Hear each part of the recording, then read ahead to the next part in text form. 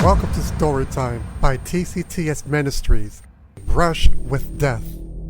I was only 8 years old at the time when I witnessed my baby sister Nellie coming very close to death.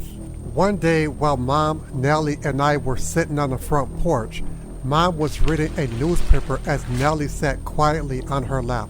I sat on the steps, wishing I could play with my new big wheel, but I was told to stay on the porch. I thought to try and sneak off, but the tree limb that lay close to Mom was a reminder that I needed to stay right where I was if I didn't want to face the wrath of it. As Mom continued to read, Nellie had somehow gotten hold of the limb and began chewing on it, but Mom was so into what she was doing, she didn't realize what was happening. All of a sudden, Nellie began to choke. Mom dropped the newspaper and began aggressively shaking Nellie and began gently patting her on the back, hoping to help clear her throat, but all her hard-fought efforts were worthless. Mom frantically jumped up from her chair with Nellie in her arms and told me to go into the house and lock the door until she had returned as she continued shaking Nellie and pounding on her back.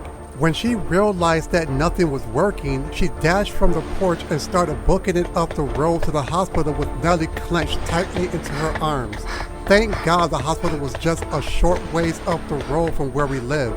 By the time she had reached her destination, Nellie had already stopped choking and appeared to have been just fine. After the doctors had finished checking Nellie out, he said she was okay. Mom then breathed a breath of relief and began thanking God. Listen. This is the reason the saints of God need to always be in prayer about everything, knowing that nothing can happen beyond what God allows because it is He who is in full control, though every situation may not always end in accordance to our own expectations.